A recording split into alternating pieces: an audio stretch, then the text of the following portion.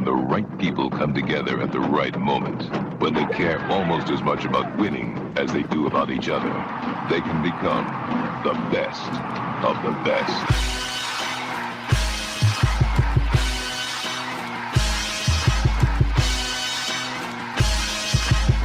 Welcome to the best soccer show. The best soccer show in the whole world.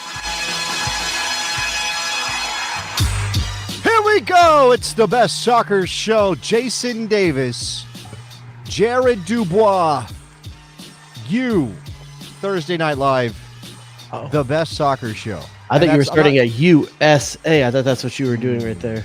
I could do that. You want to do that real quick? No. Make us feel better about ourselves? Far too nationalistic for me. I believe. No. Okay. I'm not doing that one either. Okay. I believe that Jesse wasn't treated right by U.S. Soccer. Oh, spicy stuff coming up on this episode of the best soccer show because, Jesse Marsch is now the head coach. I'm sorry, Jared, there's an official title for this. Are you aware of the official? It's sort of like I don't know what your job is. I don't think you and I have ever talked about in depth what you do for a living. Logistics, is that like a thing? Yeah. Okay. Mm-hmm. You're in logistics. Yeah. I don't think a lot of people who aren't in logistics really know what logistics are. Like, what is that? We make the world go. Are you repeating a tagline from some company that I don't know. Anyway, we make sure that all your little doodads and doohickeys arrive on time. That your food's in the supermarket. That all your stuff gets to where it needs to go. Okay, if you start quoting A Few Good Men, we're done with this show. You don't work. You're not on that wall. You need me in your house. So you do logistics. I'm sure that your job, the way you think about what you do, and the title that's applied to your job are slightly different things, right? Like I don't know how it works, but I like manager. So. Okay, you're whatever, but I mean, like if you were really going to dress it up for your business card or for your resume or CV or whatever, you would probably say senior, this and that, the other thing, blah blah. Sure, as long as they're going to call your job and check. Maybe. Jesse Marsch's title as head coach of the Canadian men's national team soccer that happened? Team. Soccer, it did. It happened. In fact, here let's. Canada, you did it again. You even found a way to ruin this. Why? Why do we let you be a country? Why, Barney Stinson, do we let Canada be a country? Jesse Marsch's title, official title, MLS Canada men's national team head coach. Figure that out for me. Canada, wait, say that what again? Are the logistics around that? Isn't it like MLS presents Jesse Marsch? You know what? That would be clearer. That would be better if it said MLS presents Canada men's national team head coach Jesse Marsch. At least then I would have some idea of like what this dynamic is so about. What is the actual title? Say it one more time. I believe it is MLS Canada men's national team head coach. I believe that is the way you're supposed to say it. It makes it sound like MLS Canada is an entity. It does. It says it's like, it's MLS Canada set. That's sort of like when companies, multinationals, sometimes will have a second. Or they'll have you have to have an entity that operates within the country that you do business in, even though we know they're all the same, right? Like there's an English version, an UK limited, and there's an American company incorporated. They're the same business, but they got to have different offices. It would be like if they got Steve Kerr to coach the Olympic team, and his title was NBA Olympic men's something coach. like that. Like, yeah. Okay, that means it's all NBA players? Is that what that means? These aren't all MLS players on the Canadian team. So I mean, not all MLS players on the Canadian team. Yeah. What it basically means is that MLS had to foot the bill because Canada's too po. The MLS owners apparently footed the bill. They did. They footed that bill. Canadian dollars, American dollars. Not sure there's a huge difference anymore. I did have a Canada joke about money, but. You poor thing. To have to grow up in Canada with America right there. Right there. Okay, couple things. One, maybe it should be Canadian men's national team head coach presented by MLS. Yeah. Or as Aaron says, brought to you by Continental Tire. Could be brought to you by Continental. Do they have Continental Tire up there, or do they have some other kind of tire? I don't know what kind of. They spell tire with a Y in Canada, or no? Does Jesse need to learn how to spell things differently? Jesse may think just because a portion of the country speaks French that it is Europe, maybe. Okay, here's the other thing. Okay, there's a law, as far as I'm aware. There's a law in Canada that everything has to be bilingual because there are 2 official languages. Now, did you know the United States of America does not have an actual official language? We use English, but it's not. We do. Freedom. It's not. Well, okay, yeah, we speak the language of freedom, but we don't actually have it like you have to do everything in English, even though we do. And of course, people say, well, learn English or get out, whatever it is. I don't know what they say. I don't like those people anyway. But in Canada, it's the law. All the signs have to be in English and in French. So how do you say Jesse's new title en français? You're the Frenchman around here, Mr. Dubois. Throw it at me. How do you say it? I don't even know how to say coach. I don't either. I took 3 years of high school French. We didn't get to what a coach is called in soccer. I mean, here's the thing. You think Jesse's taking French lessons right now? Oh, he knows some. He already has some French in his back pocket. You think so? Yeah. I think he's got that half German, that Germglish. Okay, Jesse's a guy. Let's think about respect for the game, man. The path of Jesse Marsch. Okay. And how we got here. Okay, and then we can talk about the fact that he's the American coach and he was lined up for the national team. We can talk about what he said about his treatment by U.S. Soccer. We will definitely get to that. But let's talk about his path to this moment, right? And he did coach in Montreal. It's a good point by Holden. He probably got some French in Montreal. Well, I thought some of teams only speak Italian. they if you go far enough north in Italy, you're kind of almost in France or close to it anyway, I guess. I don't know. I'm still not sure who Corsica belongs to. Is that Italy or France? It's very confusing over there. Jesse Marsch was fired on February 6th, 2023. Right? Sacked, as they would say over there in jolly old England. Sacked just by left Weston McKinney sitting there at the airport. I mean, Jesse was like, yo, Weston, I'm sorry, bro, but I can't. They're letting me go. I know you just got here. We were going to hang, too. Like, it was going to be so cool, but they're shipping me out. He gets fired after a year on the job. Now, he went into sabbatical mode pretty quickly, right? Yeah, I think that's what it was. He just traveled, I think, for a bit. He traveled. He flitted around a little bit. Some scarves. He was there, right? He was in England. He was getting paid. Like, Leeds was paying him to do nothing because his contract was still in effect, even though they dismissed him and replaced him. And obviously the club went down and all this stuff. Americans can't coach and Americans are terrible. And Jesse Marsch is no longer an exciting coaching prospect. And I'm sure we talked about it all the time, right? Like what is his real next destination? What could it possibly at be? that time, you got to remember too, that was pre-Berhalter being re-signed. So there was a pathway where it seemed that perhaps I'm not there yet, but let's do that. So obviously he is hanging out. He's on sabbatical. He's learning new languages. He's getting new cultures. He's doing all kinds of things that he gets paid to do because Leeds dismissed him. On Leeds' dime, yeah. Yeah, on Leeds' dime. The 49ers' dime. I guess that's true. Well, how does that work? The 49ers pay Leeds' bills or Leeds pays?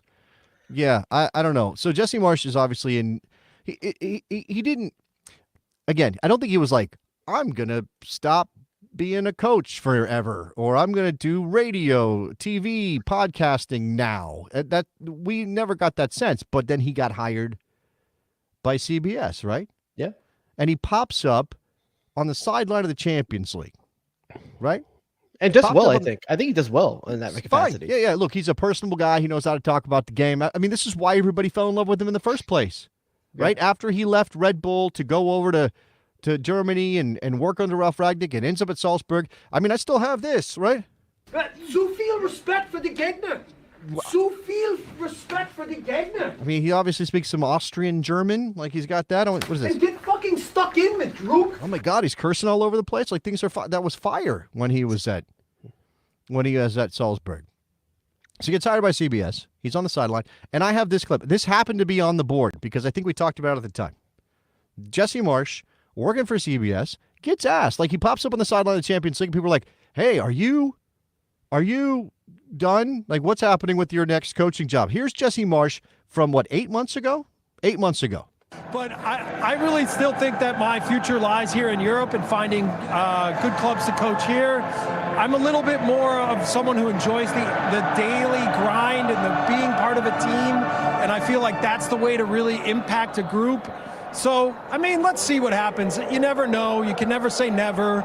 But I'm really happy living here in Europe. I'm really happy with the challenge of getting to know new cultures, languages, teams, leagues, Champions League, right? There's nothing for me bigger than Champions League. So, anyway, yeah. Well, right, maybe he's talking about Canadian. I mean, CONCACAF Champions League. Oh wait, never mind. That doesn't. No, he said either. Europe specifically. Maybe he learned. He said new cultures. He said new cultures, new country. Canada? Is Canada is it its own culture? I don't know if it has a culture, but it definitely is its a own different country. Like, I mean, according to Barney Stinson. You did it again. You even found a way to ruin this. Why? Why do we let you be a country? So Jesse Marsch, he learned everything there is to know about Europe. He changed his mind. Look, people are allowed to change their minds. But things that he said, daily grind. That doesn't exist as a national team coach. Grind. The daily grind's not there. Europe, future being in Europe, that doesn't take the box on this. No. So it makes you wonder, how bad were his options? If this is how he truly felt just months ago, how bad were his options that this is where he landed? And how bad was Canada's situation that MLS had to foot the bill? It's a very negative take. How is it negative? Dubois. I'm using his own criteria for what he wants to analyze where he is. You are using his words to try to understand what's happening here. I get it. I do. I see. It just doesn't tick the boxes that he says that he wanted. Now, maybe he's had a life change in the last 4 or 5 months since that was recorded. Sure, I don't know. But it doesn't seem to match up. I think at the end of the day, he got antsy. He realized he wants to be coaching again, and the opportunities just weren't there. I don't know. He's living his best life in Italy. Is he going to continue to live in Italy and just come back to Canada? It's a good question. I mean, I don't know that Canada has. I don't know that Canada has the same rule that U.S. soccer is. Like, you got to live in the Chicagoland area. Like, can he live anywhere and be the coach? You got to live in the 6. I think that's the rule. You got to live in the 6. Got to be in Toronto. You got to be up there. Okay. So I think. Look, I'm being a little harsh with Jesse here, but I think I don't know that there was a ton of great club options. I think there probably were going to be club options this summer that he might have been like, okay, right. It's possible that he would have had an offer on the table. What I think is that he sees himself at a higher level or wants to be at a higher level. He's an ambitious dude. All right, that's why he left the New York Red Bulls to go work with Ragnick so he could get on this path. And his career trajectory has been understandable to this point. Oh, absolutely, it really 100%. has. He left a head coaching job to be an assistant, but nobody went like, "What the fuck are you doing?" They went, "Oh yeah, we totally get it. Like, I understand," because that's how you get your entry into Europe when you're an American, right? When you're a dude from Racine, Wisconsin. By the way, Wisconsin's basically Canada, right? Is he just going home? The dude is just across the little lake. Just across the little lake. Yeah, the little tiny lake that's right there. No, I think he sees this as a jumping off point. Like, I think he imagines, I can go into Copa, I can take a team that has Alphonso Davies and Jonathan David and Kyle Larin and Stefan Eustachio and blah, blah, blah, some talent, like some good talent. I can get them back playing decent soccer again. We'll surprise some people at Copa, and he doesn't have to win it. If he makes a semifinal with Canada, he is a superstar. Well, here's the thing about this, though, too, is that one of the things that when we talked about Jesse Marsch as the potential U.S. national team coach, the big thing was, can he do a team without running his system? Right. And when you look at Canada, I think they're even built even less for Jesse Marsch's system than the U.S. would have been. So to find out. It is interesting to see, can his coaching style change to the players that he has? Canada is a counter-attacking team. That's what the pieces of Canada tell you that they should be. I don't know. Okay. That's what John Herdman had them doing. Okay, fair. I That's think what it's we've seen. possible that they can do different things. You think they can be a full field press team? Jesse Marsch style. I think they can make that work in certain circumstances, Eustachio can play. Kone can play. The kid that was at Montreal that was with Watford. They've got Tajon Buchanan, who is a bastard. I hate that guy. Wish he was American. Hate that guy. I think at the back they might have some issues. I mean, Kamal Miller makes me nervous every time I watch him play. But we know that Larin can score and Davids can score, and Davies is an absolute menace. And imagine him as part of a press that recovers the ball in the opponent's half, in the opponent's final third. Defensive third. Maybe this team is still a counterattacking team, but it's winning the ball further upfield and not having to go as far to start that attack. Could be that, and options, right? Does this scare you as an American soccer fan? No, I ain't scared. Okay, same way I feel. I'm not, and I'm probably wrong. Does it scare you in this regard? The backup option, the girl you keep on the side, the just in case we both turn 30 and we're not married option, like that's gone. Like if Berhalter doesn't work out, the Jesse Marsch plug and play option is now no longer a possibility. Well, it means if full on search again. If you believe what Jesse is out there saying right now, and I do have, so I know he talked to Jimmy Conrad on the podcast that this is his final appearance, right? Because he's going to go off to Canada, eat all the poutine, and get this team ready for Copa, I guess. But this is the clip that they posted on social media of what Jesse had to say about his dalliance with U.S. Soccer during the period I'm calling the interregnum, when Greg was not the coach anymore, but was still kind of possibly maybe going to be the coach. How does it feel to potentially go to a rival of the U.S.? And I love everything that you're going to bring. Contributing and playing for the national team, playing for the youth national teams, coaching at the World Cup with the U.S. national team. My respect for U.S. soccer is big, but I went through a process with them, right? And I'm not going to go into it, but I wasn't treated very well in the process. And that's in the past now. The minute it was done, I was like, okay, I'm moving forward and I'm going to figure out what's right for me. And again, it motivated me again to find the right people. How does it feel to potentially? All right, I want to play that again. That's Jimmy Conrad talking to Jesse Marsch on Call It What You Want. Are you seeing what I'm pointing at? I do. I see that our man Nick Suberlin, Nicky Soup and Sausage, is in the building, and that is always going to get me excited. The Sausage King of Chicago. Can't tell you exactly how excited because I think I'm starting to like Cincinnati. There you go. He says there are other side chicks, by the way. Nick would know. Are there though? A man's a player at heart. Look, let's just call them side dudes. Like we don't have any bias here. Call them side dudes. But what are there though? Who are those people? I don't know if they're those people. Side sausage. Okay, but that is so much better. That is so much better. 100%. Jay Rodius. The Sausage King of Chicago is inspiring the Rodius to call them side sausage, and I think that's the best thing I've heard in quite a long time. So who's the new side sausage? Okay, let's put that on hold for a second because I want to reply to what we just heard. Okay. Where Jesse is saying he was not treated well.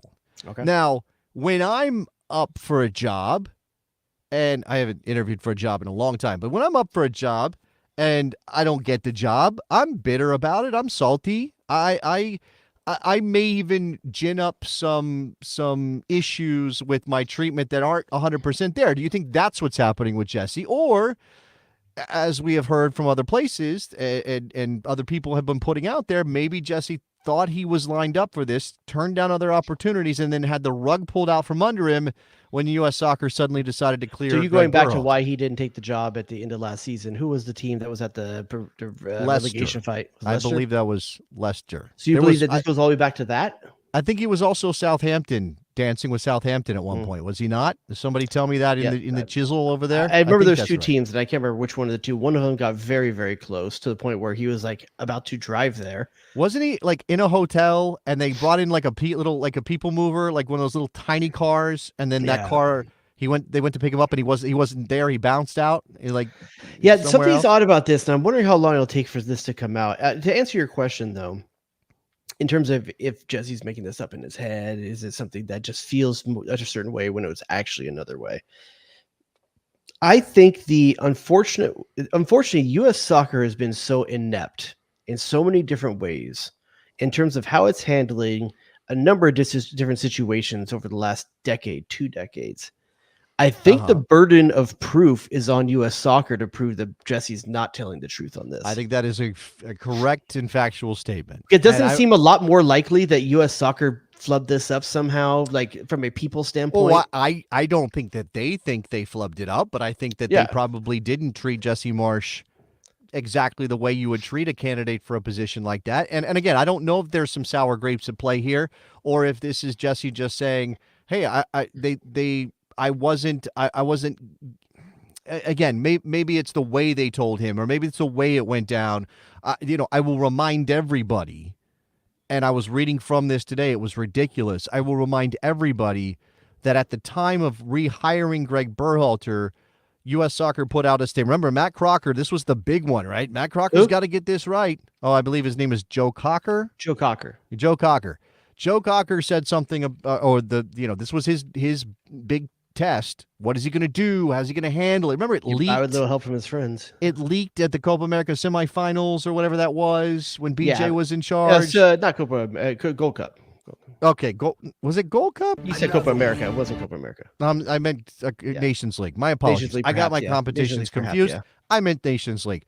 When he was rehired, the press release from U.S. Soccer made a big deal about what was it? The analytical process, the cutting edge hiring techniques, the leadership conferences that he attends. I mean, it was ridiculous. It said something about the battery of tests that he underwent in order to be identified. He's like the RoboCop of coaches. They just put together a bunch of parts to make him supreme.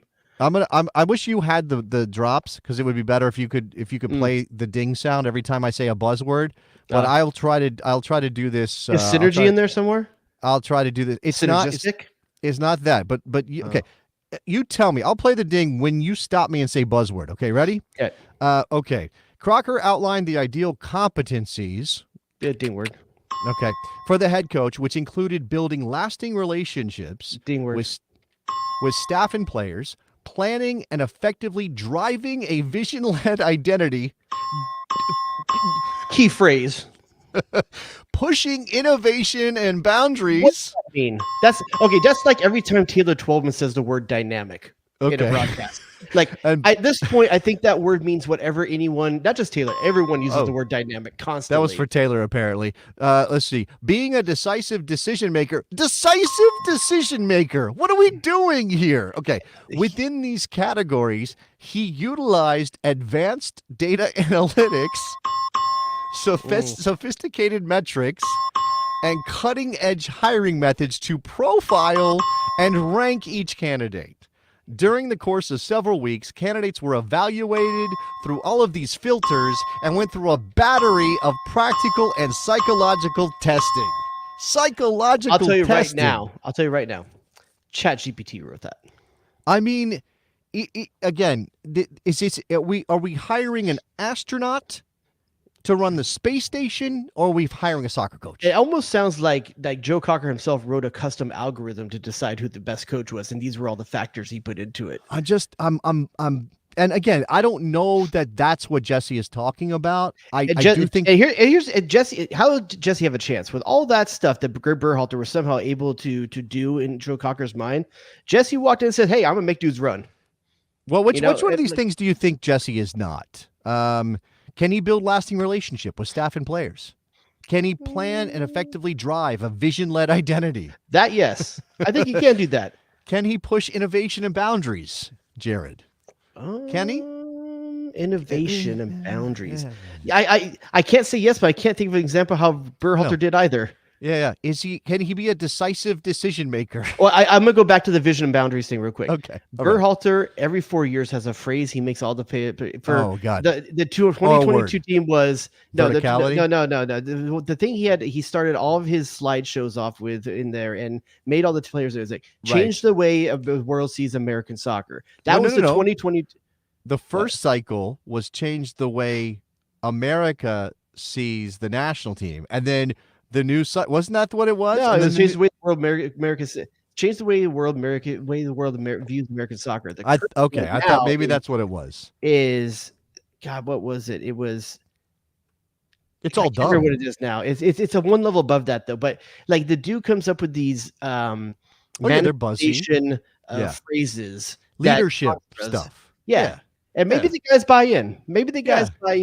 But The guy, I can't see Jesse Marsch being that guy. I mean, I could imagine Jesse Marsch being knee deep in leadership culture, but I don't know Not that he would guru express stuff, though. it the This is like same guru way. stuff, man. No, it is. It is. This is like all, worship at the altar of Steve Jobs bullshit is what this is, right? And not that Steve Jobs wasn't very good at what he did and all that, but my God, I mean, you'd think the guy walked on water with all of this. The psychological testing, the battery of practical.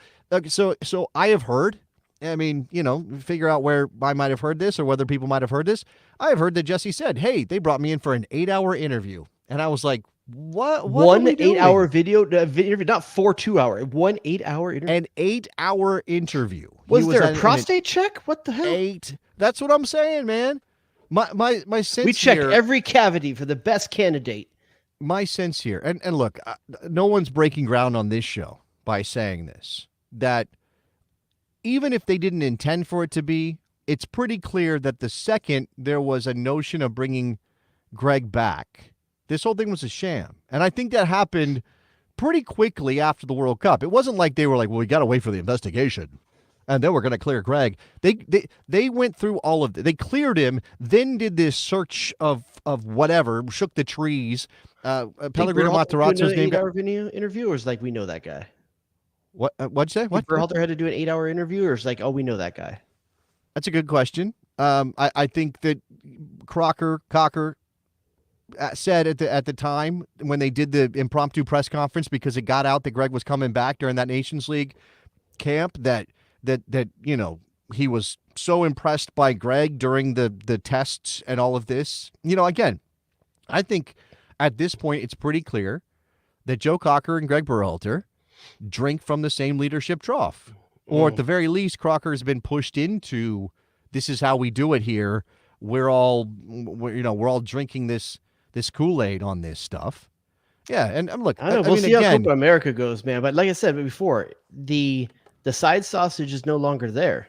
Like, is Jim Curtin in the state that Philadelphia Union is in right now? Is he side sausage? They burned that side sausage. They burned it, dude, on the grill. Burned that side. You cook it for 8 hours. That's what's going to happen. How do you properly cook? I don't think it was slow and low. No, probably not. That was high probably heat. Didn't do. Yeah. Is Jim Curtin side sausage? Is Jim Curtin still side sausage? Should be. Philly ain't looking good, man. No, I mean, come on. You still the body of work. Raccoons You still on the give field. That guy. Well, that's not his fault. That raccoon is not. Jim Curtin wasn't like, let me put a raccoon on the field. That's the new leadership approach. I heard that's the new development coach. Look, there are lots of guys in MLS who would be okay taking the job if asked in certain moments. I think Jim Curtin would be a good choice, right? I think he would. Nicky Stupid Salad says Noonan's going to be some side sausage soon. Noonan would be that side sausage. I think Noonan. Obviously, Jim Curtin has a number of seasons already in play. I think Noonan would be in line for maybe assistant job or something like that. I don't know if he goes right to the head coach job. I think it's very possible Steve Cherundolo is in that mix very, very soon. I mean, I can see that. He may not love the way he plays soccer sometimes, but his teams are successful. Lots of Bruce Arenas available. Jesus. I don't want to get into that. All right, so look, Jesse Marsch says he wasn't treated well. But if you're going to spend the next 2 years paying Berhalter for a contract for free to sit home, which is what this would be, you're not affording to. You can't afford to get some international big splash coach. You're going to have to fill it with MLS side sausage. Yeah, probably. By the way, there's I'm the only one who would make this connection, but this kind of makes Jesse Drake and Greg Kendrick. But I feel like Kendrick's winning right now. So I don't think I can do that because I don't think Greg's winning. Well, over anyone Jesse. that's not touching children is winning. Well, that's a good point. I wasn't going to bring therefore in Philly's youth development puts him out. Who was going to bring in that part of this beef to this conversation until you decided to drop this it from Trooper Barry in the chat. Jim Curtin is going the way of Jason Christ and Caleb Porter. His sausage dried up and shriveled before getting a U.S. men's national team. Man, that is such a "what have you done for me lately" attitude. There was a time Jason Christ was soccer Jesus. He had a minute. You're right. He had a minute. And Caleb Porter had a minute too. He did. Yeah. He had a minute, and he's got 2 trophies, and the man still is like covered in dog Christ poo got right one, now. right? Did Christ get Christ one? got 2008? one. He won one, 2008. Went to a Champions League final and lost it. I guess I don't know if you count that, but that's in the mix as well. Jim Curtin is the Nelly of MLS. I've never seen him with a Band-Aid. I'm gonna know what that. I need to know what that means exactly because. Okay, sausage or country grammar. What? Side sausage or no sausage? Okay. Oh, is that the? Okay, hold on. I don't have. We're gonna treat this as a. Okay, go ahead. Tell me. Jim Curtin, sausage or no sausage? Side sausage or no sausage? Jim Curtin is. Do you? I'm not. I don't have to decide on size of sausage, right? I'm no. talking about nor filling. No. Okay, kielbasa, bratwurst. No. All right, Jim Curtin is Curtin's side one of those sausage. white sausages. He is side sausage. That All Jim right. Curtin. Legit side sausage. All right, Pat Noonan, side sausage or no sausage? I think it's early, but I would say yes because you're not going to have a ton of options. So yes, he is side sausage. Yeah. Cherundolo? Side sausage. Okay. Wilfred Nancy? Not side sausage. Wow. Why no sausage? No. Not because he's not good enough for the job. I don't think he wants to touch that job. I don't think Wilfred Nancy would pick up the phone. He's the sausage. I don't think he would let himself be touched. Oh, he's not That's side sausage. He is sausage. He's sausage, He's the main which means he has options for who touches him. I got you. Yeah. Is what I'm saying. There's plenty of people that want that sausage on his plate. That's right. He's in demand sausage. He's high level sausage. He's sausage that you pay $33 at some fancy white tablecloth restaurant. That's the kind of sausage that Greg Wilfred Vanny Nancy is. No, I wouldn't right now consider him side sausage. He's no sausage. And I think is Tato Martino side sausage? I think Tato Martino might be what Uris Tosh just put right here. Soupy sausage. What way? Okay, got it. I got it. I think I'm following. No, I'm not. I don't know. You can't bring Mexico's leftovers up here. Is that what he is? He's Mexican leftovers? That's mean to Tata. Okay, but at the same time, are we giving him a ton of credit for winning with Inter Miami, like with the pieces that they've put together and the rules that they're breaking? Look, the man has done some things beyond Inter Miami. I mean, let's consider the full body of work. Like You're telling me Peter Vermees couldn't win with that team? No, Peter Vermees would scare the crap out of them. They'd not scare them. They'd all be like, "What the hell's wrong with this guy?" And then they just wouldn't. No, he would. No, that's not fair. That team plays itself. Man, I don't know. Does it though? Does it play itself? What does Martino do that's special on that team?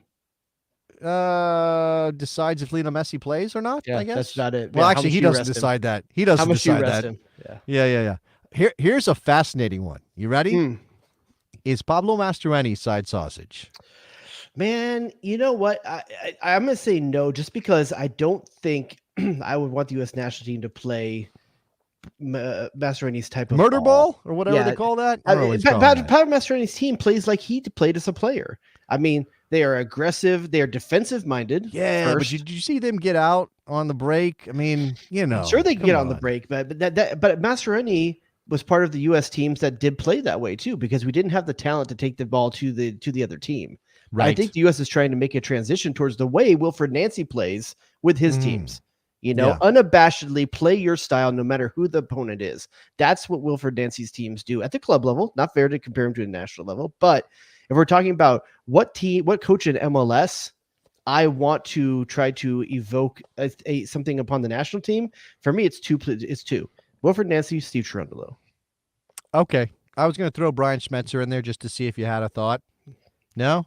What, do we want to do missionary style at every World Cup? Oh, man. Brian Schmetzer is the missionary style of coaches. Come on, dude. I just feel like that's... Damn, dog. That's inappropriate. Nothing wrong with that when dude it's has done never well. had fuzzy handcuffs on his 11s, You don't know that. You don't know that. You think that dude's a freak under that three-piece People suit? do a lot of things behind closed doors that you're not aware of. And you think, oh, look, by the way he looks, that person's boring. No. From the king of sausage himself, Nick Subisal, says Schmetzer is no sausage. Okay, okay. I'm not saying he should be on the list. I'm just saying he's had a history of success. He's had a history of success. I know right now it's not going all that well. Breakfast sausage.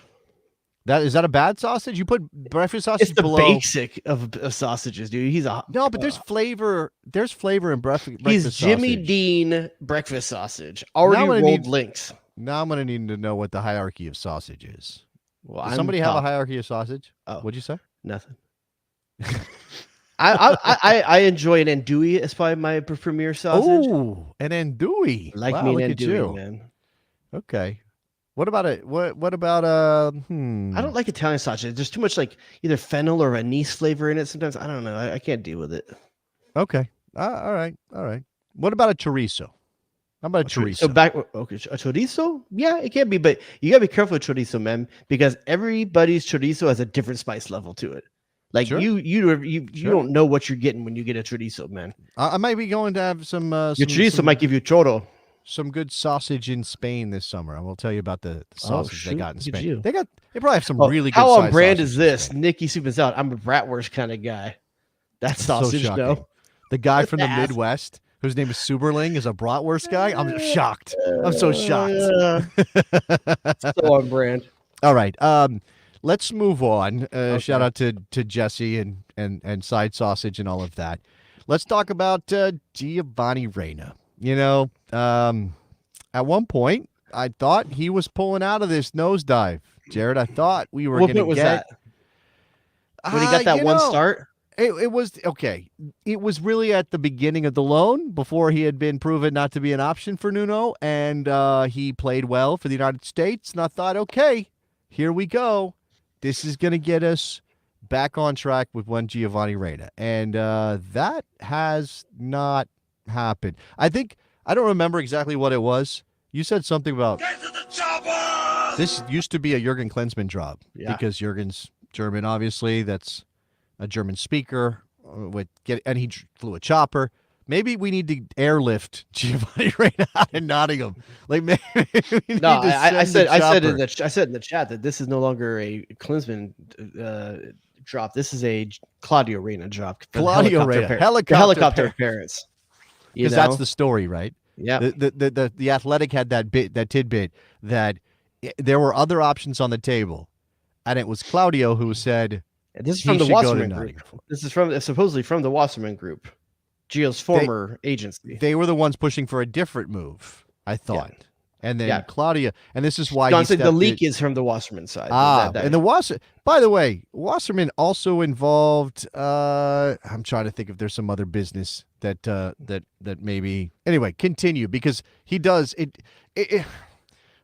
I know this is results based analysis, right? That for sure. That Gio did not have a good time. This was questioned at the time. This move was questioned at the time. When you spoke to most U.S. soccer fans, they said, "Where should this guy land?" Everyone's talking Spain. Everyone's talking about these other like technical leagues and stuff like that. But for some reason, he ends up at a relegation fodder team that with a points deduction that is a mess. And that's where he ends up to take his chance. And everyone's wondering why. It doesn't make sense. Oh, the Nuno connection, like there's these weird connections. Everything about it felt weird. The agent and the coach are aligned. Yeah. Why is this? It feels artificial. Even the French move sounded like a little bit better than this one. So like, why this? And then you find out that behind the scenes, it sounds like Claudio Reyna is telling him in his ear, "You need to go to the Prem, kid. You need to go to the Prem because that's what Daddy did." Well, Daddy also had some stints in some other countries first, and I think this was rushed. I think it wasn't well thought out. Thank God it wasn't a permanent move. But now you get to ask yourself, is he in another loan situation again come fall? And who is going to take the rain check on this kid that couldn't break in on a 4-month loan to a team that desperately needed points? And they didn't see him as a guy that could help. Yeah. You're right. I mean, so much of it at the time felt like it has to be, it's going to be almost like miraculous if somehow this turns out to be better than just okay. Yeah. And what we got instead of just okay was pretty much a disaster from a playing perspective. What percentage what percentage do you have on Gio's next contract being owned by, not loaned, next team that owns his contract? Being an MLS team, what percentage? Oh man, because he's got a couple of years on the Dortmund thing now. Yeah. Okay. They signed an extension. 2 years from now. No. I think it's 0. Okay, fine, 1%. I'll give it a chance. It's 1%. There is a club. I mean, people are pointing out he should go to a place like Benfica, or he should go to somewhere he could go to Turkey. He could play at Fenerbahce. There's stuff going on in Turkey, but he could play at one of those clubs. People really come up from Turkey though, or do they go down to Turkey? No, you're right for the most. Well, the names we know tend to end up going down, true. Right? That's but it has happened before that players have kind of elevated themselves out of that. And look, I think there are teams in France that would take a shot. It's a matter of the money, right? If you can figure out how to make the money work, well, then there are options for him. But it's down to what Dortmund wants to get out of him, right? Because they've got the investment in him, and they now, they signed him to the contract so they could control his future. But they're clearly like, ooh, what do we got here? Like, this is the one thing that's working in Gio's favor. The one thing is working in Gio's favor, because I think he would be tainted goods at this point otherwise. But the one thing that works in his favor is that every time he's put on a national team stage, he shines. Yes, and we'll see if that continues at Copa America, because if it doesn't, I think he's gonna have a hard time. He has a chance to break out at this tournament. I think he's a good enough player to play at least in a mid-table club in a top 5 league in Europe, and I think he will have options. I think he's a good enough player for that, right? Again, some of this, it doesn't seem like training is the issue at Force, so I don't think we have a malcontent thing. I mean, at least that's not what the reports are. They could be shouting him up publicly, and there not be good stuff behind the scenes, and he is upset that he's not playing, and Nuno is just not liking the vibes. I think that is possible. And I've made the jokes that he could become the American Ricardo Quaresma, which is, a player who had a really messy and chaotic and not all that successful club career, but shines on the national team stage and is an absolute hero for the U.S. That could happen. I do think he's going to figure it out. He's young enough that he's going to figure it out. It's just that, and I don't want to do this thing either where we hyped him up too fast. Oh, no, we appropriately hyped him. Look, it doesn't even especially matter on the heels of not.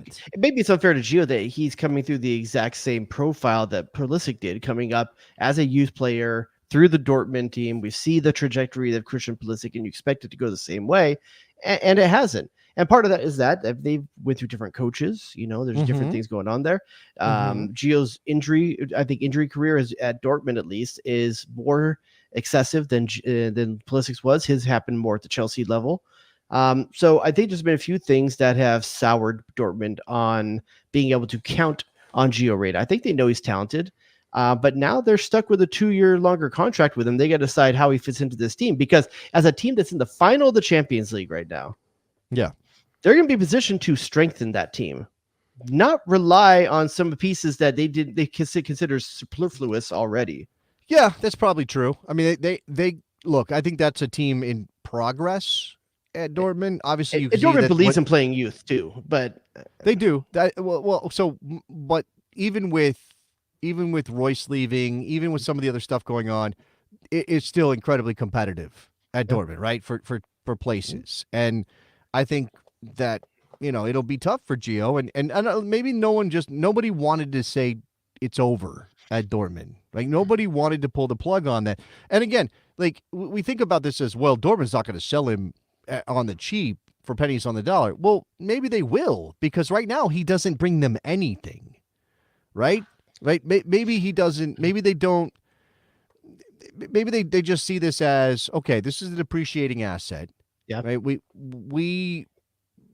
We recognize we're not going to get the 80, 60, 75, 90, whatever it is we thought we might get one day with him, the same way that they got for Pulisic. So we move on. This happens to players all the time. It's just that we're super focused on it because he's our American golden boy. Yeah, so right, here's one from the chat. This is from Aaron Pimentel in the chat. It was bad timing of Forrest. A different time, who knows? But here's the thing. He knew a lot of this stuff was known when he took the position at Forest. You knew what position they were in. You knew what you were going to. Did he know he wasn't going to get time? No, he didn't know that. I don't know what promises were made to him when he signed that deal. But you knew that this was a far more risky team to go to, with all the different things and variables that were going on with it, than a simple move to like Sevilla or something like that. Whether was it Celta Vigo or Sevilla that he was linked with? I can't remember now. It might have been. I think it was Sevilla. I think you're right about that. I think it was so. Sevilla. I mean, there's teams out there that don't have the drama, but they also don't have the stage, and I think that's what was the allure here. That was the temptation. By the way, the stage. I'm gonna say that's insane. And again, if Claudio, who didn't play, I mean, I'm sure Claudio has an appreciation of Spanish football. I'm not saying he doesn't. But if Claudio was pushing for Forest in part because it was the biggest league in the world, I get it. Like, yes, Forest relative to even a mid-table club in Spain is still bigger. It's just hard for me to wrap my head around that. Yeah. Like, you're saying you would rather go to a club that is struggling, a club that is in desperate straits to get points because they might go down to a second division, a club that has been threatened with point deductions at the time because of the way they spent, rather than, and I'm not saying I don't have a grasp on how well Sevilla is run, but they're a mid-table team in Spain, right? And you do get to play in a desperate attempt and Barca for clout and Real Madrid, and if a desperate attempt for clout and vindication, perhaps. I'm not sure what the goal was for him to prove you can. I guess that's just what it comes down to. And Gio believes in himself. I'm sure that he believes in himself. I'm sure his dad believes in him. His mom believes in him. He's got a bunch of people that probably believe in him. But someone needs to be quiet and let him make his own decisions at some point. Yeah, this isn't a 16-year-old player. We thought, this is from Boastful Boss, we thought that maybe that and was it Nuno at the time? Yeah, it was Nuno at the time. We thought that Nuno might find a way to get Gio on the field with Morgan Gibbs-White, but, Gibbs-White had that position on lockdown, right? That was, if you were going to play in hindsight, one advanced creative player in the midfield, it was going to be Gibbs-White. It wasn't going to be maybe Hudson-Odoi. Maybe there's someone else he could have gotten out or pushed out. I'm not sure, but at the end of the day, and also we don't know when Nuno picked him up, what he sees him as.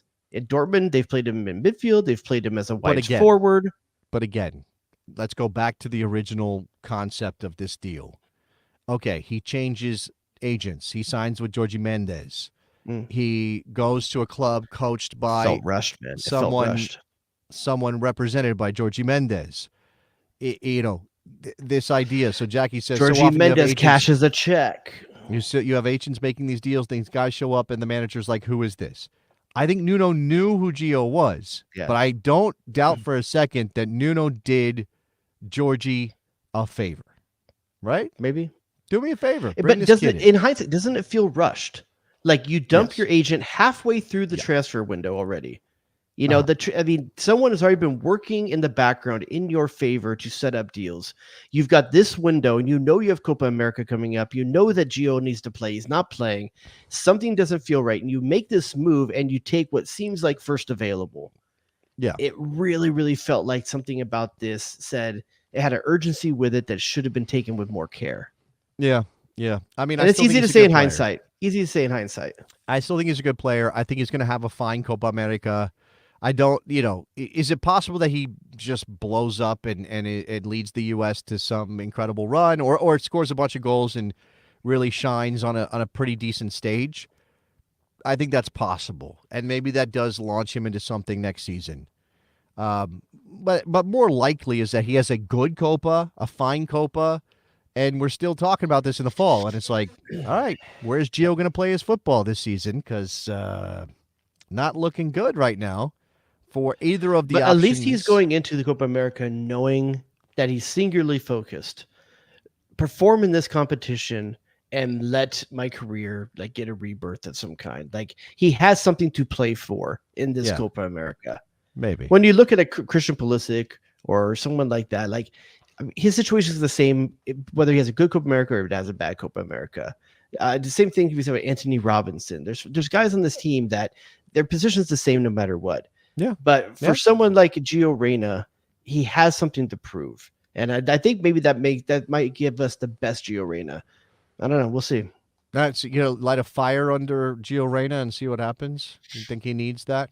That and a restraining order. Those are the two things he needs. His attitude is hard to, he's so hard to peg. Sometimes he seems like the surliest dude in the world, and sometimes no, he's just not outgoing, and he's kind of just you got to let people be who they are. Gio has this It's so hard when you see the track of like Erling Haaland, who he rode to practice with every day, type homies. Jude Bellingham saying that that's his best friend outside of Real Madrid. Like he was next to these players. He was part of this. He was so close positionally to greatness, and this is like he's in that club, but he's not in that club. You think that there is some of that too? Like maybe, you go to school with these guys. You're like, I'm totally the same. We're all the same. I'm as good as they are in whatever it is you do. They go off, they start billion-dollar companies, and you're working a 9 to 5. And then Nottingham Forest plays Man City, and he doesn't even dress. I know. That's got to be embarrassing. That hurts. That's got to be tough. And of course, like even if Erling Haaland is the best dude, especially in his relationship with Gio, or the same thing for Jude. I know they didn't see each other, but Jude Bellingham, like even if they're the best dudes in the world, it's still going to feel like they're patting you on your head when they're like, "Hey, man, yeah, I hope things get better for you. Good to see you." What's happening over there? Keep kicking. Yeah, you find a coffee spot in Nottingham yet? Start calling him chief and boss. Oh man, pal, buddy. Because they can't remember his name anymore. Oh man, they're like, is it Rio? I can't place it. Sorry, Jordy.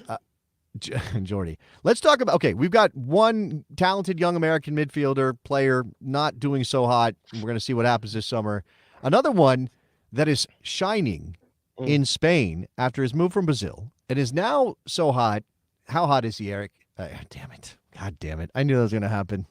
It's been one of those weeks. Hold on, let me change one of those. WNBC.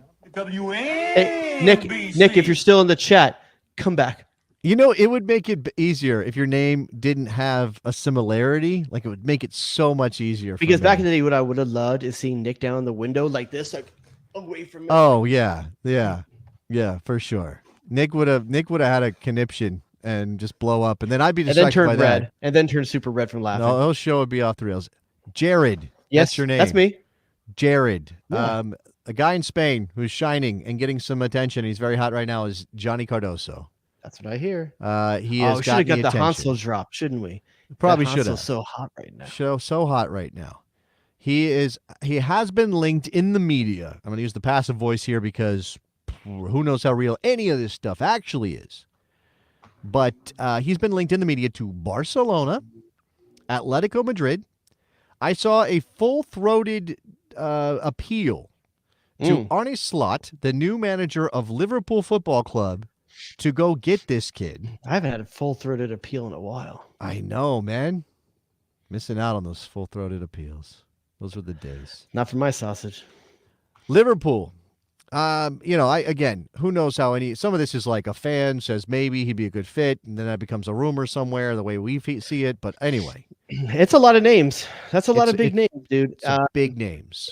And here's the thing. It feels like he's in a position where if let's say 50% of those names are legit. Let's say 50. Let's say Atletico and Liverpool are legit. Okay. There's no way that his team can turn down the money that would be coming from those teams for those acquisitions. Is there any way you hold on to a defensive midfielder that young defensive midfielder that you would? Is he going to be that game changing to a mid-table Spanish league club versus the price that he could command and potentially bring into the club? What did they pay for him? That's what I need to see. I should have looked that up. What did Betis pay for? Betis pay for Johnny Cardoso. Name wrong, so I would name weird. So I always think it's weird. Okay. Is he spelled Jonny? No H. No, there's an H in there. There's an H in there. He's not one of the guys who spells it Johnnny. Oh, he is Johnnny. That's at least on transfer. He's a standard Johnny. He's a regular Johnny. He's the normal Johnny. Johnny, she said. I never go to this. Oh wait, Johnny so it looks like international to Real Betis for $6 million. $6 million. Oh, sorry, euros. Excuse me. 6 million euros. Well, they're going to get double that at the very least. Easy. I mean, you're demanding. Was he just named to the young player best 11 in Spain this week? Something like that. Yeah. Again, rousingthecop.com is maybe not the best source for an idea. How do you think he is? How do you think he is? Johnny Cardoso is 22 2 years old. On the dot. Nicely done. Give yourself a ding. Oh, I get a ding for that, even though I You called ding you the for wrong that. name. Okay, I mean, we're back in the good graces of one with Johnny Cardoso, not with me, but Jared Dubois. Jared, I got it. Yeah, so it'll be interesting. Do you want him to make that big move, Jason? Ooh, this is a good question. Because he's shining, he's getting tons of minutes, he's proving himself as a young player. If he goes to one of those teams, what's the likelihood he actually starts and becomes the guy? Not that great, you know? No, nothing that's a like bang bang. He's in the lineup and he's playing every week. Which again, we're gun shy on this, right? We've been burned. Our sausage, all kinds of burnt up. When we see a young American player end up in a bigger club, like there's this idea of like, yeah, it's great. Americans are going to big clubs, Champions League level clubs. And then we're also like, oh, but what does it mean for his playing time? Oh, I think we've doubted some guys wrongly in the past. I think we doubted Weston. We doubted Weston. This was True. a thing. Is he on that level where he can make that jump and get into the lineup? And I think for Americans, there is so much of an imposter syndrome at times that you just want that player that you can point to and see. He plays for Chelsea. We got one. He's on Chelsea. Right. And there's so much of that. Now we're like, please don't play for Chelsea. Get out of Chelsea. Why are you at Chelsea? Get away from Chelsea. So the crazy thing is we don't have an American playing on a premier team right now. You could make the case if Gio wasn't loaned out, he would be. Come on. What's the highest profile team and player? I know. Christian Pulisic for AC Milan. I know that Milan finished well behind Inter. I know that Juve is not where they want to be and Allegri is going to be gone. But those are massive clubs. Okay, but AC Milan, if you were clubs. ranking the teams in the world, are they top 20? In terms of quality right now, like the best teams in the world, I mean, I'd have to think about it. Just off the top of your head. You don't have to my gut is 15, somewhere in that neighborhood. That's my gut. 15 to 20 in that range? 15 to 20, probably. So is that a premier team in the world? Are they hold on. Are they breaking into the top 8 in England? Oh, that's real dicey. I don't know. Maybe. They breaking into the top 5 in Germany. Now we're at what, 13 already? Yep. They're not better than PSG. Barcelona. They're not better than Barcelona. They're not better than Real Madrid. They may not be better than PSV. Okay, maybe they are 20. Like maybe they are 20. But my point is, they're still big clubs. And the thing about Milan and the thing about Juve, especially Juve, is that they can, if they get it right, because they have the draw, they are the names, and because they can pull some financial levers, they could be back in that elite group pretty quickly. Right? I'm not saying they will be, because I think Inter is well run and obviously in a great vein of form right now. But AC Milan could be Inter in 3 years. Same thing for Juve. They could be right there. Could be, I mean, there's some overhaul to be done, but those are big clubs. But I take your point, right? Like, we don't have an American who's in a team that's good enough to be a semifinalist in the Champions League. That's what you're saying. Well, something like that. We kind of almost did, but he was so good he had to be loaned out to a Premier League team. Well, okay, but obviously he wasn't in the plans at the time. Yeah. And they made the Champions League final without him. So what does that say, right? What does that say about him? And Jack Nee's saying they were in the Champions League semifinal last year, but he wasn't on that team though. But I get the team is what we're talking about. Like, what team is what the profile of the team, I guess. Yeah, okay. But so Nate says I'm overrating the EPL. All right. I mean, AC Milan better than Newcastle. Again, I don't want to have that debate. Like, whatever. Well, according to the Champions League group, they were.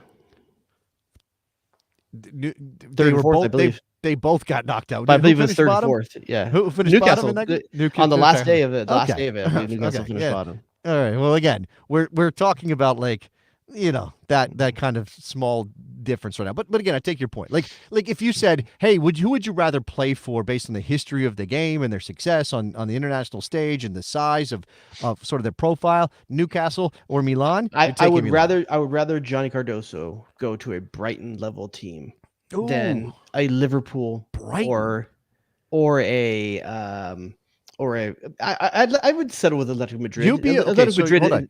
You'd be okay with him going to England right now in this moment? Yeah, if it was between that and Liverpool or Barcelona, yes, because I think he progresses and still plays and still get challenged at the right level. So I think a team like that is more likely to play a 12 to $15 million player. If Liverpool buys a $12 million player, they're waiting to see, putting him on the bench, putting him in camp, loaning him out to see if he becomes something one day. Okay. I think that's. I mean, I think. And also wouldn't go to Liverpool because you have no idea what the coach is going to be. Well, no, Arne Slot's the coach. I just mentioned. Is that for next year for sure? Yes, he's already signed up. Okay. It's already done. Yeah. Right. I mean, he's coming from Feyenoord. He's coming from Holland. I don't know what that means for anything. I'm just pointing that out. Jason says he'd take Johnny Cardoso at Spurs. Oh, no, I mean, Spurs. Okay. I mean, but it's.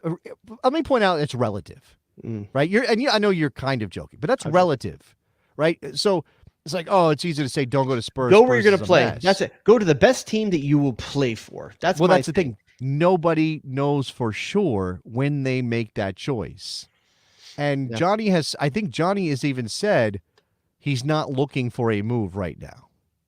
That he is. What's he gonna say? Come on. Well, yeah, he just got there. He's living a good life. You don't want to get the fans pissed at you or anything. Listen to these numbers. You want some numbers? But if Tyler Adams isn't ready to go for Copa America, this is the next guy after Gio that has something to play for at Copa America. I think there is some real good possibility Johnny has a role to play, and ESPN has a story that says next stop USMNT. Now, here are the numbers, because you're a logistics guy. You're all into these numbers, right? That's how that works. Okay. Among La Liga defensive midfielders with more than 500 minutes played, the U.S. International ranks in the top 6 in tackle percentage, 52.3%, duel percentage, 62.7%, and aerial percentage, 66%. Among that cohort, his 15.7 defensive interventions per 90 minutes of actual playing time is second in La Liga. I'm sorry, did you fall asleep? Your logistics. Yeah. This is all logistics. No, right? this is getting the crap, man. Okay. What were his expected tackles? Or I don't know. At least these ones actually matter to me because they're actually what he actually did. Things like expected goals bother. This is not that. This is not advanced stuff. This is like, okay, his passing percentage is third in the league among defensive midfielders. It's 89.6. That's right. Impressive. That is impressive. That's good to know. And he has lots of defensive interventions. And we're talking about filling in a gap behind Tyler Adams. I'd be interesting to know, too, of the 5 people ahead of him, and I'm sure this isn't in the article, but the 5 people ahead of him, what are the ages of those players? Well, I don't have those. I know. Obviously, that would be interesting to me to know. Is there guys that are 21 or 20 in that list? Or are these guys in the 25 to 31 year range? Because defensive midfielders technically a lot of times hit their peak in their late 20s.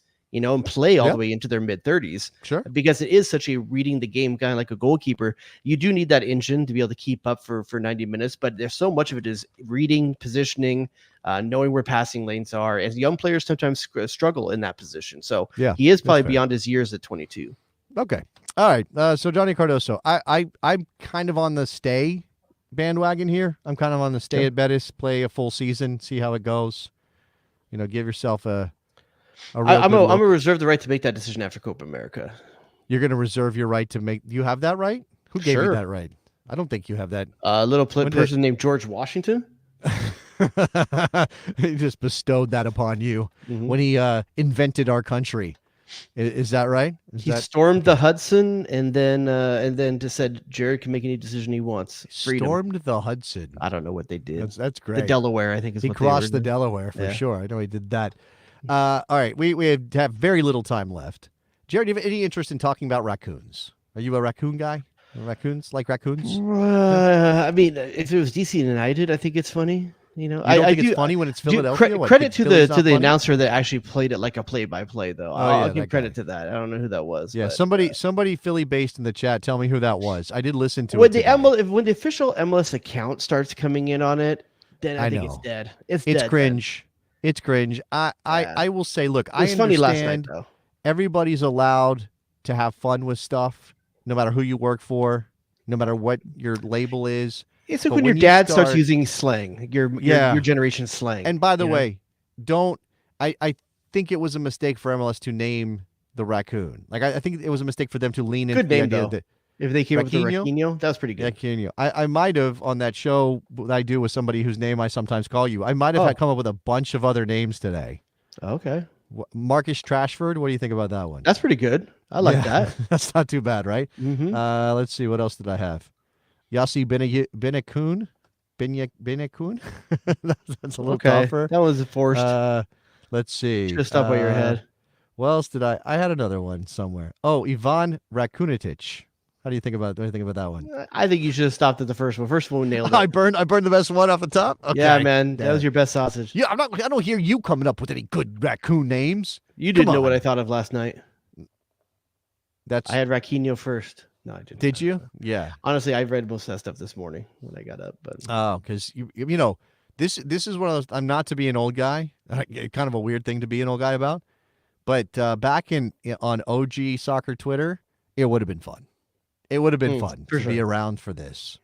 It actually had that feel to it a little bit. I'm not gonna lie. Like reading it after the fact, it had the feel of like, oh, this is just something that people are doing fun online about our sport. No one was trying to make it into that raccoon's a better coach than Berhalter would be. You know, like none of that kind of stuff. You know, there were some great comments on the YouTube clip though that MLS put up, which again is an interesting move to do. Like, hey, look at us and our raccoon. We're Major League Soccer. Come watch the games. Lionel Messi plays here. But actually was kind of the thing. It was a lot of like Messi and this raccoon are about to tear MLS up. I think it was give a shout out to Nutmeg News, who said that DC United already has a discovery claim on the raccoon. All right, that's not terrible. Homegrown. Next Saudi signing at $500K a week. I saw that one over there on YouTube. Let's see, and people giving him FIFA ratings like 99 pace, 99 agility. Stuff like that. Yep. All right. Anyway, patreon.com/the best soccer show is where you can go to join our community, our lovely little soccer community, where we talk about all kinds of stuff, not just soccer. Like Slack was going off, especially on the raccoon stuff too. But Slack's been going off on a lot of different things. It's been fun this last week. I saw something about some 41s doing shows and people are going out. What? Is that I didn't see that. Was that in the main chat or was that one of the other ones? I thought I saw that. I don't know. Sometimes I glance past stuff. There's a Fat Lip convention going on. Did I see that or did I imagine it? Did I dream it up? Are you in the music channel? I am, but I don't go into it enough. You should go. I really go community and random. That's where I spend most of my time. I know. But there's a wrestling channel. There's a lot of wrestling. I'm not getting in that one. I know. I'm just telling people that I don't need any more performance art in my life. We have a Jersey channel. We have Bestie's Fit Club. It was in the music channel. Are you also in Bestie's Fit Club? Are you tracking? We have a running club. Did you know that? We have a running club for the Besties. As I sip my beer and no, I'm not in the running club. Your boy's a runner now, and that's something I never thought I would say. That dude is so in a billion boring. Years. It's not. It's not boring. It's liberating. I feel free. I'm gonna sound like one of those crazy runner. You know, get that runner's high. Actually, yeah, kinda. Like I know you. At what mileage? What mile point do you hit that high? So the first mile is always like I'm always telling myself I'm not gonna make it. Like this first mile, like my lungs are short, my legs hurt, my hips are like giving me problems, and then by mile 3, I'm like, I'm good. I mean, I'm not saying I'm running fast. Mile 3? No, I told you I'm do running 3 of those. I'm running. I'm running 6 at a pop, and I'm not even close to the best runner, the most accomplished runner in our little Mike Thomas. Excuse me, Phil and Mike did. He tears it up. That man runs a lot. Yeah, you don't know he really does. He just says he does. Like, you think he's faking it? I'm gonna say, like, are you there to witness? Like, there's this app that we have a club in, and it tracks your map and then posts the map in the club group in the running. So the club. dude drove with his Fitbit on and posted it. And we're supposed to believe he's running. I mean, I believe him. Phil in Mike in Philadelphia, I believe you, man. I got you. Don't worry. Where's his drop, man? What the hell? I got you. I do have his drop. What? Where's his drop? There's his drop. Michael freaking Arasco Fiscal. So I don't know how often we're going to use these anymore. Before we get out of here, I just want to play. You poor thing. To have to grow up in Canada with America right there. Canada, you did it again. You even found a way to ruin this. Why? Why do we let you be a country? I think we have to rescind Jesse Marsch's citizenship the first time he says a boot. Oh, the yeah. first time. The very first time. People be on the lookout. Keep an eye out. I know he did a long interview. He just wanted to be able to wear wintertime cold weather clothing on the sideline. He knows he wears a mean trench. He knows that. Goose down. He wanted to rock some goose down up there in Canada. Oh, Canada. God. I really hope that when the U.S. finally plays Canada, that let's say it's streaming on CBS. I don't know who has the rights these days. Let's say whatever it is, it's on CBS. The rights to Canada? Who has the rights to Canada? Whatever they're going to play in. Okay. I hope that somewhere in that app there is something I can click on to watch just sideline cam. I want to see just a 2-shot of the 2 technical areas and watch that on one screen while I watch the game on the other. Okay. I want to see what they say back and forth to each other, what their mannerisms look like. Yeah. I'm gonna need Commable to work out the grand conspiracy that lands, because I don't think they can play each other before then. Lands the United States and Canada in the Copa America final. Can we make that happen, please? Can we just? Point, to be honest with you, but final. They won't. They won't. That's the thing. They're in because of the way the groups work out. They won't be able to play unless they both get to the final. So let's go. Let's go. I mean, the U.S. would be in a final. That'd be great. But then Jesse Marsch in Canada on the other side. What's Jesse Marsch's behind the back pass? Jesse Marsch. He did the. What is it that he did when Leeds scored? Like maybe it was at Anfield. Oh, it was the double on the knee fist bump, like on the knees, like fist. He did like some. He did like some air guitar thing or something. Like he was like headband. I don't know what he did. I remember that being a thing. And the guy has huddles, so Canada can get involved in the huddle situation. That's not a big thing. I have an issue with it. English are stupid for that. Any other business? Oh, please give us a rating and review wherever you get the. I mean, you're on. If you're watching on YouTube, you subscribe, right? You do that. You give us 5 sausages. 5 sausages and like us as well. Give us a really big thumbs up. I was gonna say, and lets us know that we're not your side sausage. We're your main sausage. I don't think we need to be main sausage. I think we just need to be sausage. Like we just want to be in your sausage options. Okay. Go ahead and like us and subscribe to us. And then tell us you love us. And that's it, right? Are we done? Is that any other business that you want to get to before I say goodbye? No. All right. Learn my name? Jared. Got it. See you guys later. Damn, dog. That's in a phone. Can I get a manager? Can I please get a manager? Go to DEFCON 2. It was there. Oh, here we go. Saucing them up. Hit him. What? The Sausage King of Chicago. Oh, baby! Get to the chopper! So feel respect for the Gegner. So feel respect for the Gegner. Who asked those questions? WNBC. WNBC. Damn, dog. That's in a props.